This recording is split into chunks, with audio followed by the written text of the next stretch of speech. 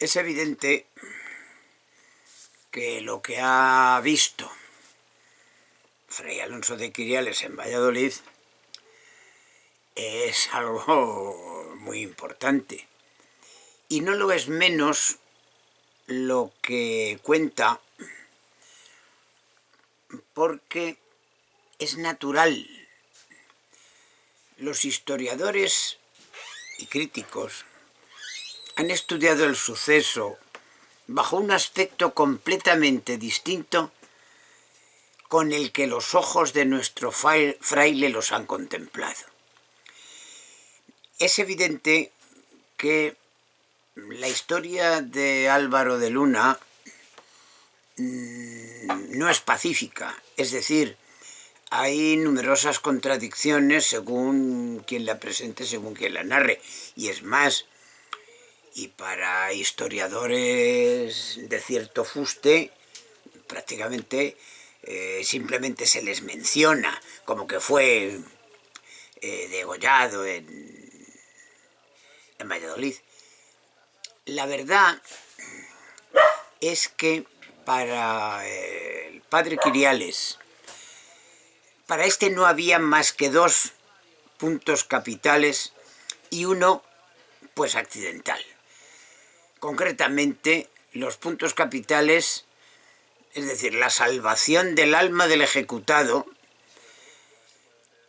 el ningún resultado práctico que su viaje a Valladolid había producido al monasterio, y quizá el accidental, pues la terrible novedad del espectáculo que se ofrecía a su vista.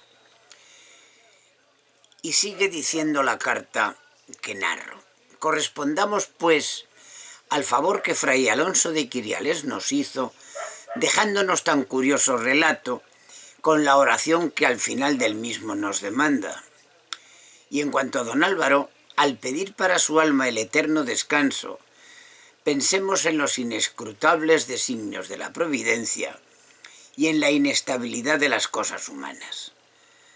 Porque ¿quién habría de decir al maestre, el más resuelto protector de los judíos y judaizantes, que había de ser tan caritativamente absuelto en su postrera confesión, nada menos que por el maestro Alonso Espina, a su vez el más resuelto perseguidor de aquellos?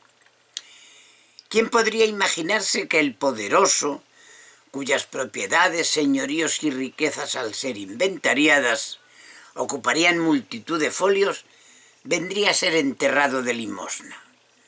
¿Quién sospecharía, por el contrario, que aquel magnate cuya caída tanta resonancia tuvo hasta el punto de obligar al rey a expedir una extensísima cédula, dando al mundo una especie de satisfacción de las razones que motivaron la ejecución de su justicia, sería pocos años después no sólo rehabilitado en su memoria, sino en las personas de sus descendientes y familia, hasta el punto de haber sido estos objeto de las más señaladas distinciones por parte de los sucesores en el trono de don Juan II.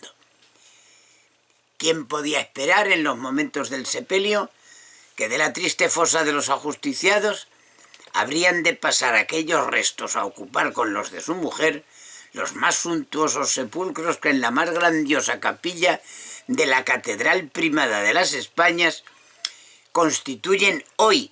No hay que olvidar cuándo escribe el autor de esto el tema, porque, como todo el mundo conoce y reconoce, es evidente que la famosa y la grandiosa capilla luego fue saqueada y tuvo que ser María de Luna, la hija, pero en fin, eso será motivo de una entrega posterior. No lo voy a dejar en el aire. Y continúo. Dice el escritor que la grandiosa capilla de la Catedral Primada de las Españas constituye hoy un monumento de arte y recuerdo de tal valía que es muy escaso el número de monarcas que pueden ostentar enterramientos semejantes. Nadie seguramente.